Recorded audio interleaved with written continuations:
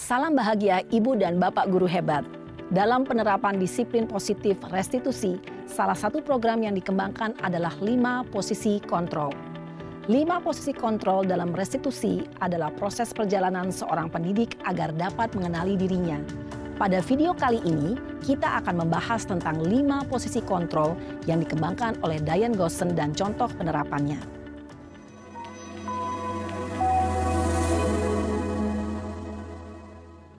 Lima posisi kontrol itu adalah 1. Posisi penghukum 2. Posisi pembuat merasa bersalah 3.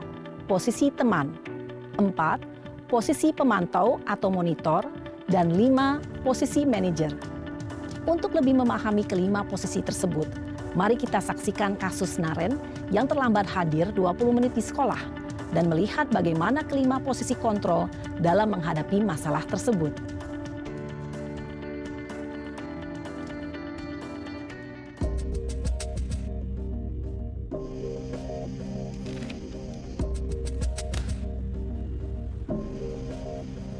Naren! Sini kamu! Selamat pagi, Bu. Selalu terlambat. Kamu deh, pasti terlambat. Maaf, Bu. Saya... Apa? Apa coba? Alasan kamu apa lagi? Kapan sih kamu tidak terlambat? Malas sekali ya kamu jadi anak. Saya... Dasar pemalas. Gak kapok-kapok sih kamu. Sudah berapa kali terlambat? Sana, kamu keliling lapangan basket 2 kali. Kenapa saya harus keliling lapangan basket, Bu? Kenapa? Kamu mau lawan ibu? Berani-beraninya jawab. Sudah terlambat, masih berani jawab pula. Sekarang, keliling lapangan basket 5 kali sekalian. Biar kapok. Cepat, pergi sana ke lapangan basket. Posisi penghukum biasanya berbicara dengan nada tinggi, menghardik, menunjuk-nunjuk, menyakiti, dan menyindir. Hukuman bisa berupa fisik maupun psikis. Ibu dan Bapak guru hebat, dampak yang terjadi pada murid ketika guru berada pada posisi penghukum adalah murid cenderung akan memberontak, bahkan menyimpan dendam.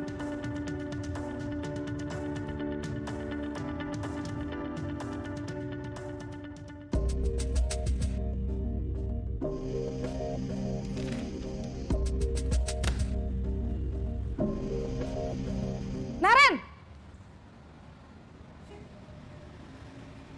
Selamat pagi, Bu. Naren. Kamu kenapa terlambat lagi, nak? Ya Tuhan, Naren. Kamu senang ya bikin ibu susah ya? Kalau kamu terlambat lagi, nanti ibu yang ditegur Bapak Kepala Sekolah, nak. Disangka ibu tidak bisa membina kamu. Duh, gimana ini? Maaf, Bu. Duh, Gusti Naren. Kamu suka ya kalau ibu ditegur Bapak Kepala Sekolah? Terus, sekarang ibu harus tulis apa ini di buku absen? Ini kamu sudah sering terlambat loh. Ibu harus apa coba? Maaf, Bu. Maaf sekali. Ya sudah, lain kali jangan bikin ibu susah lagi ya, nak ya. Ibu tidak akan kuat lagi kalau kamu begini terus. Bisa jantungan kalau ibu ditegur Bapak Kepala Sekolah. Sana cepat ke kelas. Maaf ya, Bu. Maaf sekali. Posisi pembuat rasa bersalah berbicara dengan nada tenang, cenderung lembut. Namun kata-kata yang diutarakan membuat murid merasa menjadi orang yang gagal. Memandang buruk dirinya sendiri, merasa tidak berharga, dan tidak sanggup membahagiakan orang lain. Ketika guru mengambil posisi pembuat rasa bersalah, murid akan menganggap dirinya yang bersalah dan ia akan menyimpan emosi negatif tersebut di dalam dirinya.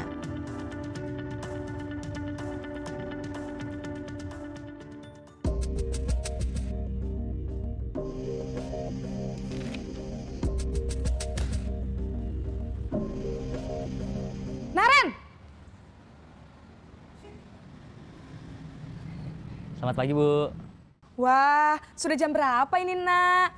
Terlambat lagi ya, sayang. Iya, Bu. Habis ibu saya lupa bangunkan saya, Bu. Kamu malah menyalahkan ibu kamu. Kamu bukannya anak yang larinya paling kenceng. Kok terlambat sih? Iya, Bu. Saya memang terlambat bangun tadi. Jadi, biarpun saya lari kencang, tetap gak kekejar, Bu. Ya sudah sana, nanti lain kali larinya lebih kenceng lagi ya. Biar gak terlambat lagi. Bikin seneng ibu, demi ibu. Bisa kan? Bisa lah, Bu. Ya sudah sana masuk kelas. Ibu beresin urusan absen kamu. Kamu ini ada-ada saja.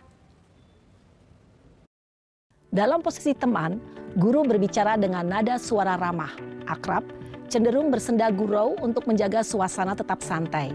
Murid akan merasa senang, aman, dan akrab dengan guru. Identitas yang tercipta adalah identitas sukses atau berhasil.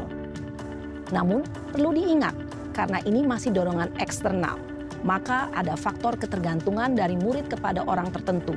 Di sini, guru absennya, sehingga di lain waktu, murid bisa berperilaku baik, namun hanya kepada orang-orang tertentu saja.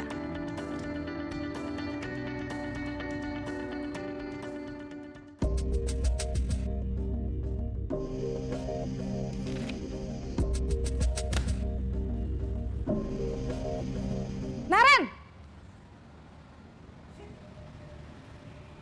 Selamat pagi, Bu. Naren, apa peraturan sekolah kita tentang jam berapa kita harus masuk sekolah, nak? Kita harus di sekolah jam 7, Bu. Iya betul, sekarang sudah jam 7.20. Naren sudah tahu konsekuensinya jika terlambat hadir. Paham, Bu. Saya harus tinggal kelas pas jam istirahat selama 20 menit. Iya benar, konsekuensinya demikian. Jadi nanti jam 9.30 pas istirahat, kamu harus tinggal di kelas, kerjakan tugas tambahan untuk ketertinggalan kamu, ya? Baik, Bu. Posisi pemantau mengandalkan penghitungan atau data untuk mengontrol murid. Guru mengarahkan murid berdasarkan peraturan dan konsekuensi. Seorang pemantau menunjukkan bahasa tubuh dan ekspresi wajah yang datar dan cenderung formal.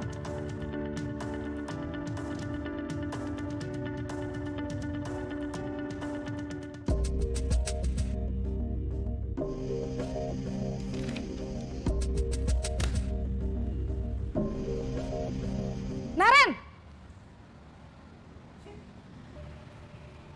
Selamat pagi, Bu. Selamat pagi, Naren. Maaf, Bu. Saya terlambat. Iya, sekolah masuknya jam 7, sekarang sudah jam 7.20. Jadi sekarang bagaimana ini, Naren? Maaf, Bu. Saya lupa setel alarm saya semalam. Baiklah, menurut kamu, keyakinan sekolah yang mana yang perlu kamu tingkatkan? Menghargai diri sendiri dan orang lain mungkin ya, Bu. Setuju. Jadi, apakah Naren meyakini prinsip saling menghormati tersebut? Iya, Bu. Saya meyakininya. Apakah Naren bersedia memperbaiki masalah keterlambatan ini? Bersedia, Bu. Bagaimana kamu akan perbaiki masalah keterlambatan ini? Saya akan coba untuk tidak lupa menyetel alarm saya, Bu. Baik, kalau Naren lupa menyetel alarm di rumah, ada orang yang kira-kira bisa bantu mengingatkan tidak? Ada, Bu. Kakak saya, Kak Ema. Ada lagi selain Kak Ema? Selain Kak Ema, ada ibu saya. Baik, jadi yang mengingatkan Naren adalah Kak Ema dan ibu kamu ya? Kira-kira akan mulai setel alarm kapan nih, Naren? Setelah pulang sekolah, akan segera saya lakukan. Baik, jadi Naren akan setel alarm untuk bangun besok pagi dan akan diingatkan oleh kakak dan ibunda Naren ya. Ada lagi yang mungkin perlu dilakukan, Naren? Agar tidak terlambat bangun lagi. Tidak ada, Bu. Baik, Naren. Terima kasih untuk kerjasama kamu. Sekarang kamu perlu kembali ke kelas untuk belajar. Baik, Bu. Terima kasih. Posisi manajer adalah posisi kontrol yang disarankan untuk membimbing murid memiliki sikap disiplin yang positif, yaitu murid yang mandiri, bertanggung jawab, dan dapat memecahkan masalah. Tujuan dari posisi ini adalah agar murid dapat berefleksi atas tindakannya.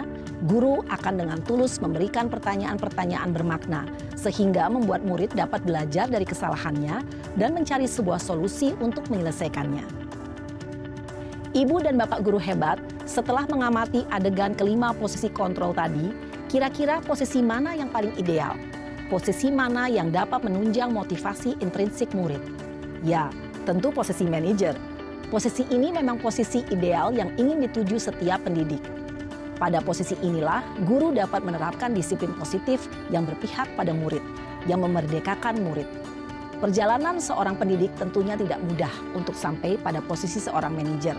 Namun, tujuan kita pasti, yaitu menciptakan murid-murid yang mandiri, merdeka, dan bertanggung jawab.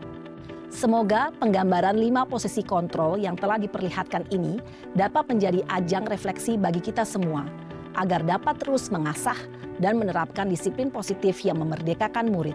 Mari terus berlatih dan bersemangat. Selamat menerapkan. Salam dan bahagia, Ibu dan Bapak Guru hebat.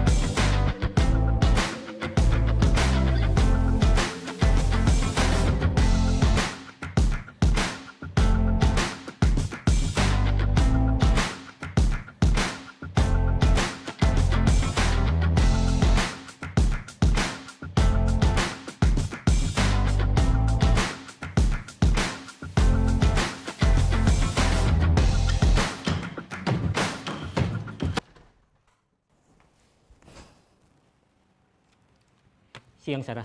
Siang, Pak. Sudah lama nggak ketemu Sarah. Kenapa hari ini ada di sini? Kesel, Pak. Kesel banget. Masa aku dikatain tukang fitnah, Pak? Ya aku marah lah. Aku balik ngatain Eka di depan kelas. Kesel banget. Oh, begitu. Ya pasti kamu marah dan kesal. Bapak juga akan marah apabila ada yang menuduh Bapak seperti itu.